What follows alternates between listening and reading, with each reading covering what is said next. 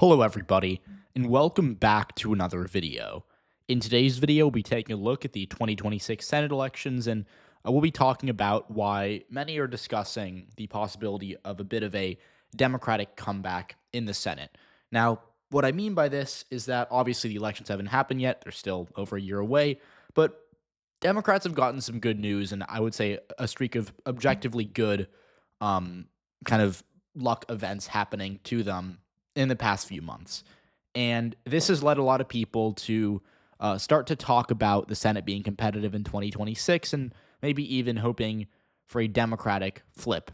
Now, to preface the video before we talk about the specific states, I think that the Democratic Party flipping the Senate is very unlikely. They'd have to net 4 seats because they would need 51 outright, an outright majority to flip the Senate. And they can maybe gain 1 or 2, but I think to get to 4 is going to require a lot of things to go right. There's a path forward I've talked about on this channel before, but it's very unlikely.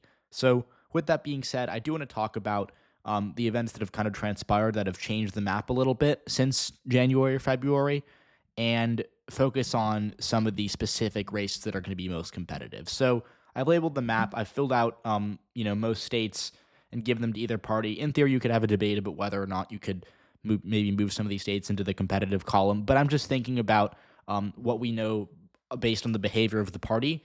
And Republicans, for example, don't seem to be thinking that Minnesota is particularly competitive. They've made more moves in states like Michigan or New Hampshire.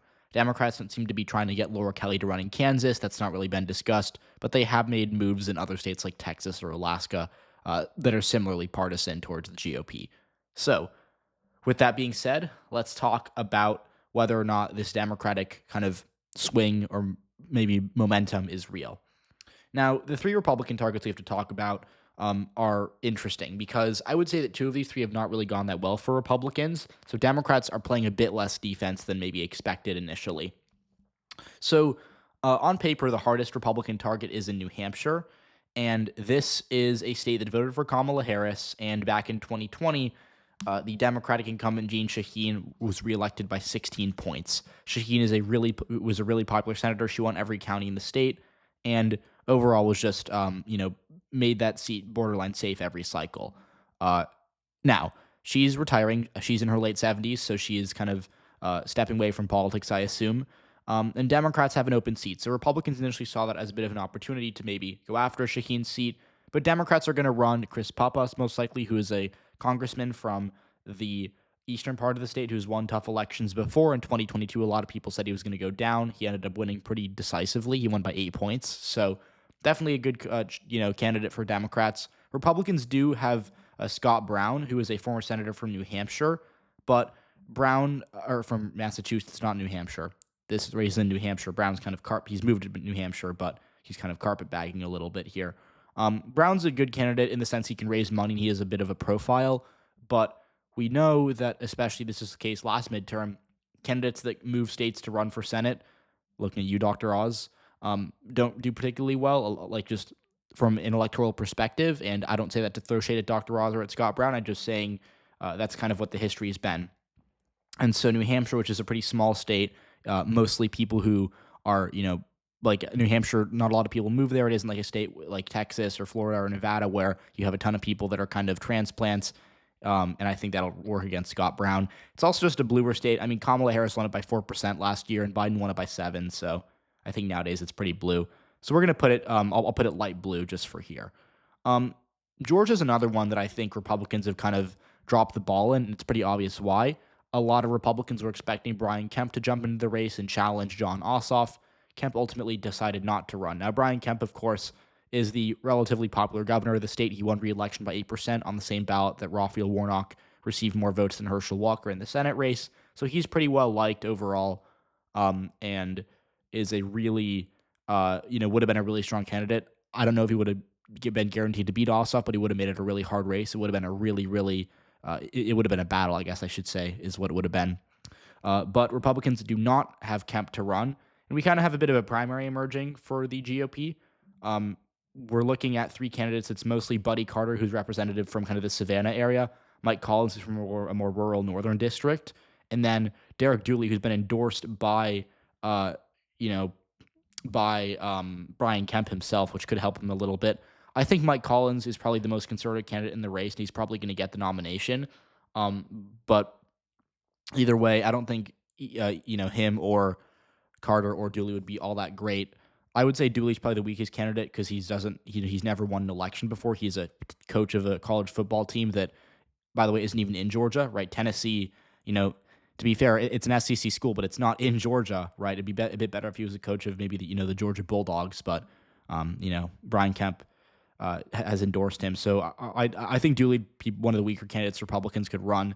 Nonetheless, whether it's Carter or Collins, Ossoff should start out as a bit of a favorite here, given that he's won a statewide election before, and given that he's kind of been able to make a name for himself. I think he's done a pretty good job putting himself out there as a senator, and in a swing state that works out well for you because you can kind of build up a profile independent of the party you are aligned with. So Georgia, I would say Republicans can win that, but they're definitely a bit of an underdog. Whether it's Collins or Dooley or Carter, they would start out as being in a tougher race. And had Brian Kemp run, it would have been probably a different story. So those are two states where Democrats have things have developed to their advantage. Now, Michigan is not one of those states. We're not going to talk about it today because I think Democrats actually kind of really putting themselves in a bad position there. So that's a state that definitely doesn't fit the overall kind of topic of the video. Now, let's go over to the state of North Carolina, where Democrats landed their best candidate there, Roy Cooper.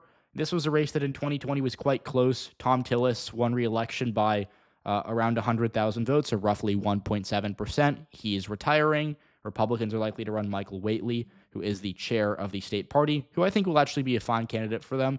The concern among Republicans is that he is not a statewide elected official, but he does have experience. I think he knows the state really well and has overall been has orchestrated a lot of successful campaigns. Democrats, Roy Cooper, obviously is going to be the candidate there. They're probably going to clear the field for him most likely. And that's just a good matchup for Democrats, given that Cooper is a statewide official. He's won 6 elections statewide in a row. He's the best candidate they could have gotten. And so I'm not sure if Democrats are kind of favored in this race, but I think that, the way we're labeling this map, we're kind of talking about where have things developed to the advantage of either party.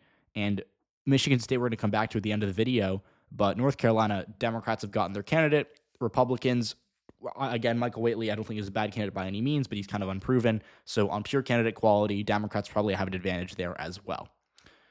Doesn't guarantee they'll win, but it's a situation that has gone pretty well for them. And North Carolina is kind of the reverse Georgia, right?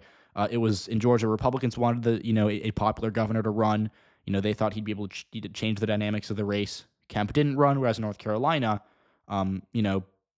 Cooper ended up running for Democrats, which is really big for them. And by the way, in New Hampshire, Republicans, thought Chris Sununu might consider running, and he's the former governor who's also very popular, and he declined again. So that's another thing to consider overall.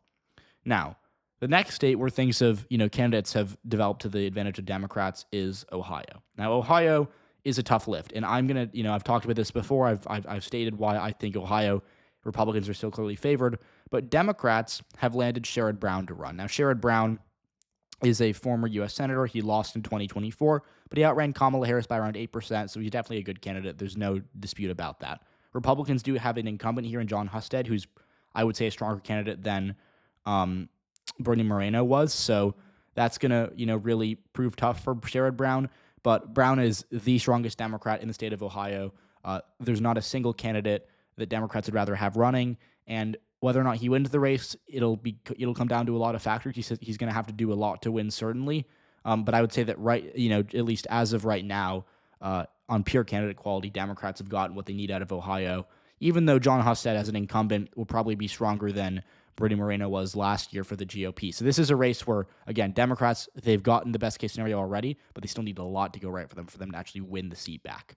So the next state we're going to go to is Texas. Now, Texas, you might be surprised to hear me say that things are going right for Democrats here. This is in no way me saying that, Democrats are going to win this Senate race or even come close, because I'm very skeptical. But a couple of things have kind of changed in this race. Now, the first thing you have to look at is the Republican primary. Now, the Republican primary is going to be very interesting, to say the least, because it's a two-way race between Attorney General Ken Paxton and incumbent Senator John Cornyn. Now, there's a couple other candidates, but it's really it's Paxton versus Cornyn. And there's also, Wesley Hunt is also potentially going to get in the race. I don't know how that'll kind of shake things up, but for now, I'm going to assume it's going to be Cornyn versus Paxton.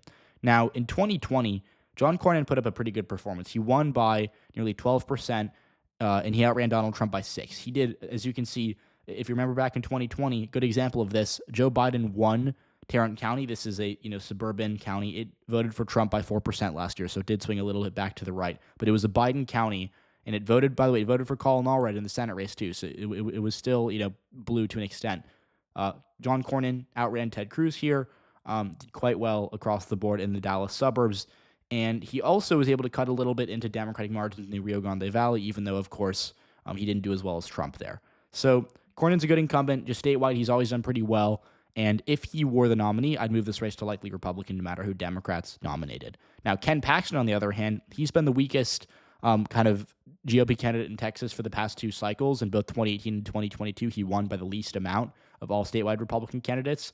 He's had a couple of kind of scandals, especially to his divorce and his kind of like alleged affairs. He's also probably the most conservative candidate in the race. Texas is a conservative state, so it's not going to play too poorly, but obviously we have seen that candidates who are perceived as being extreme by voters do fare worse. This is a big problem for both parties, but in 2022 especially, it hurt Republicans who in a lot of statewide races, they ran candidates who exit polls suggested that 55 to 60% of voters thought they were too extreme. That cost the GOP a number of winnable races in 2020 or in 2022. And so even though I don't think that even Ken Paxton would be favored to lose this Senate race, there's a lane for it to be competitive, especially if Democrats do end up running either James Tallarico or Colin Allred. Remember, he lost the Senate race to Ted Cruz last year, but he outran Kamala Harris by 5%. He'd be a pretty strong candidate, and I think James Tallarico could be interesting, although I'm not sure if he's going to run either. To be honest, Democrats should probably, I would say that the smart thing for them to do would be to split up Allred and Tallarico and kind of avoid a primary there, and maybe run Tallarico for governor, keep Allred in the Senate race, and see where things shake out. But either way, whether it's Allred or Tallarico, I think both of them would be pretty good candidates for Democrats. And if Republicans ran Ken Paxton, you'd have a race that Democrats on pure candidate quality would probably be doing a little bit better. Now, the last race where I think Democrats have unambiguously kind of gotten, I guess a nice break, so to speak, is Alaska. Alaska is very interesting because in 2020, a lot of Democrats kind of hyped up this race. It did not. It was not particularly close. Dan Sullivan, the incumbent, won by nearly 50,000 votes, which might not sound like a lot, but in Alaska, not a lot of people live there. That's a pretty decisive margin, right? This is a pretty small state in terms of population, although certainly not in terms of land size. Now, Alaska is interesting because Democrats really have one candidate who they think can make this race competitive, and it's Mary Peltola. Now, Mary Peltola has not announced. She's interested, obviously, but she has not announced yet. Now, the reason that I think Peltola is going to run is pretty simple. We heard, kind of a couple of months ago that a Democratic state senator from Alaska, his name is Tom Begich. He's not the former Senator Mark Begich, but he is a relative of Mark Begich. Tom Begich is a state senator. He's a Democrat, and he said he would not run for governor if Peltola ran for governor because Democrats rightly view Peltola as the best candidate statewide. So if Peltola were to run for governor, he said he would, not do that. Now, Nick Begich filed for governor a week ago. A lot of people, now, I don't know, I don't have a source in this, I don't have, anything that tells me this, but my sneaky suspicion, I guess you could say, is that Nick Begich running for governor is a sign that Peltola is probably going to run for Senate, because she said she's probably going to run for office in 2026, and we can kind of cross governor off our list. She might run for House again, but that's only a 2-year term. So I think Chuck Schumer's been trying to get her to run for Senate for a couple months now. It's kind of an open secret. Democrats want her to run. So I think, based on what Nick Begich did last week, or not Nick Begich, Tom Begich, I think that that's going to be a Senate race where Democrats do land Peltola. It'll be interesting. Republicans should still probably be favored here, but Dan Sullivan is a bit of weaker incumbent. He's not as strong as someone like John Cornyn. He's not as strong as someone like John Husted, I would say. And he's never been, too big of a name. And so for that reason, I think there's a bit of an opening here for Democrats. So that leaves our 3 states, which are Iowa, Michigan, and Maine. Of these 3 states, I think Iowa's probably the best for Democrats right now. Joni Ernst, who has never been a super good performer. I think her and Dan Sullivan are probably like the two weakest GOP incumbents this cycle, just because neither of them have historically outran the top of the ticket by that much. So that's something to note. But either way, in Iowa, the current situation is a little weird because we don't know whether or not Joni Ernst is going to run for re-election. She may run. She is probably going to announce by the end of next month, so we'll know soon. But if not, it'll probably be Ashley Hinson, who is a congresswoman from the state. I actually think Hinson will be a stronger candidate than Joni Ernst because Hinson has in her district done a little bit better. She's outran the top of the ticket by more. And Ernst made a pretty controversial comment that kind of got her some negative press earlier in the year about healthcare, which seems to be a bit of a hot button issue for Democrats. It's an issue they're probably going to run on, and it's an issue that in a state like Iowa is more easy for Democrats to run on than, say, social issues. So that could put her in a bit of hot water. And on the Democratic side, they have a candidate named Josh Turek, who I think is actually a very strong candidate. Josh Turek is from he's a state representative, so he's in the Iowa State House, and he is he represents a Trump state Senate district in the reddest part of the state, kind of up in here. I can actually show you on the county map. He kind of represents a district from up over here in the 4th district, which is the reddest part of the state in this corner over here. And he won a Trump district. I think it was a Trump plus double 10 or 12 district. He won it narrowly I think he outran by 13%. So I don't know exactly the margin, but he outran Kamala Harris by 13% in his state House district, so he did quite well. And overall, is, I would say, just based on pure election performance, probably the best candidate in the field for Democrats. So that is, I would say, good news for them. I don't think he isn't a statewide official like Mary Peltola or Sherrod Brown or even Roy Cooper, but he's a good candidate, and Joni Ernst, to me, isn't the strongest incumbent. She underperformed Trump in 2020 against Teresa Greenfield, who I thought was a decent candidate for Democrats, but not as good as someone else.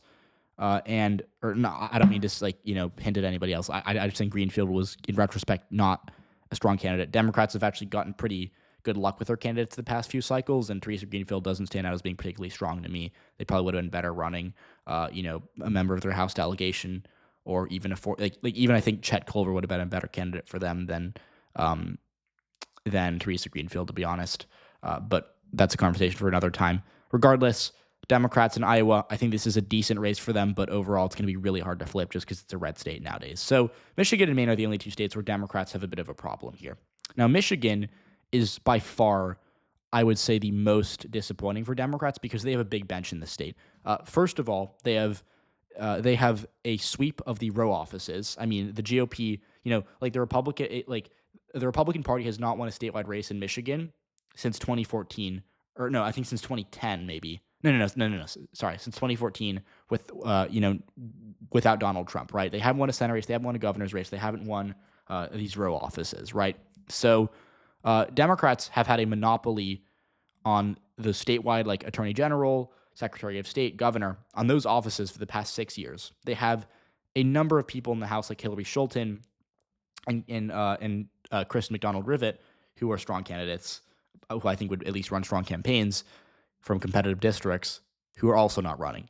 So it's kind of a three-way primary between Haley Stevens, who's a congresswoman from suburban Detroit, Mallory McMorrow, who is a state legislator from Detroit, or from suburban Detroit, and I believe Abdul El-Sayed, who's also from Wayne County itself, so he's from the city of Detroit itself. I don't think either of those three candidates are, given the fact that Democrats have a number of statewide officials, I don't think any of those three candidates are that impressive, just given what we know about Michigan and the bench Democrats have there. And I'd argue especially that Haley Stevens would probably be the weakest candidate for Democrats there, just because she has a pretty mediocre electoral record. And a really big issue for Democrats in Michigan is the Israel-Palestine issue. And what we've seen in polling is that the Democratic base has moved a little bit away from Israel, and it's actually more sympathetic to, I shouldn't say more because it's a complex topic, but I think compared to 2 years ago, the Democratic electorate is a bit more sympathetic to Gaza, right? Or to Palestine in the Israeli-Palestinian conflict. And so Haley Stevens has already been branded as someone who's taking a lot of money from AIPAC. And again, I don't say this to engage in endorsing candidates, because I don't do that on this channel, right? But Haley Stevens has, I think, kind of been driven, has kind of driven a wedge between herself and the Democratic base. And to me, she just isn't the strongest candidate on the field. And I think she should be a weaker candidate. Now, between McMorrow and Abdul El-Sayed, I'd probably say McMorrow's stronger. But either way, this is a state where Democrats, like, no statewide officials are running. Not even like someone like, more well known, like, for example, like a lieutenant governor is running. And Republicans are running someone who has a statewide brand in Mike Rogers. Now, does that mean Republicans are going to win this race? I don't know. Maybe not. But nonetheless, it's a really concerning situation for Democrats. And I think Republicans of this race is one that's developed to their advantage. Now, Maine is the last one. And Democrats have kind of really been hoping for Janet Mills to jump in the race. She's the incumbent governor. I think she'd be a decent candidate. She's not as strong as Roy Cooper because she's not necessarily as popular based on, like, kind of the approval ratings that we know. But what's kind of happening is Democrats have kind of been in the cycle of wanting a statewide official to jump in the race, whether that be Ryan Fecteau or Janet Mills, both of whom have said they might run. And in the meantime, we've kind of gotten a bunch of candidates who are basically like unelected, right? Like these are people who are either political outsiders or who are just, political staffers, right? Jordan Wood, for example, worked on Capitol Hill with Katie Porter. Graham Plattner is a political newcomer who actually jumped in the race just a few days ago and made a lot of, he got a lot of press for his campaign launch ad. So overall, what we're looking at is a pretty disappointing field for Democrats so far. Just because in a state like Maine, where this is a blue state, there's a lot of statewide Democrats here who could run. No one's announced yet. And Republicans, on the other hand, have an incumbent in Susan Collins, who is at the very least strong, and who has a lot of fundraising, who has been able to win tough elections before, especially like in 2020, and who overall could definitely hold the seat for the GOP. So Maine, a lot of it comes down to whether or not Janet Mills or Ryan Fecteau jumps in the race. But I'd say for now, Republicans have an advantage here in terms of candidate quality. So overall, more states than not do have Democratic advantages in candidate quality, right? They've landed statewide officials in basically all of these competitive races, with the exception of Michigan and Maine. And then in states like Iowa, they've basically been able to nominate candidates who at least have a history of overperforming and of kind of doing well, I guess you could say. So that's why I think you could make the argument that in more states than not, Democrats have momentum. But here's the problem that they have, at least at a national level. To win the Senate, they have, Iowa and Ohio and Alaska are great. But Democrats, just in terms of raw partisanship, to win the Senate, they're going to have to win Michigan. They're going to have to probably win Maine. And right now, the primary in Michigan is getting pretty messy. It's getting pretty divisive, especially on the Israel-Palestine issue, which really hurt, I'd say, Kamala Harris last year just because of, faction, like, kind of, I would say, infighting. And then in Maine, this is a seat where they could win, but no one's been able to jump in the race yet, really. And that's obviously a problem. So overall, Democrats do have momentum, but I think it's important to consider the map as a whole. And the fact of the matter remains that Republicans do have a pretty clear advantage heading into 2026 in terms of the majority. Democrats have a good chance in North Carolina. Georgia is going pretty well for them, but they're going to need to, I think especially Michigan, Maine, something's going to have to change for Democrats to win back the Senate next year. So let me know what you want to see, and I will talk to you all very soon.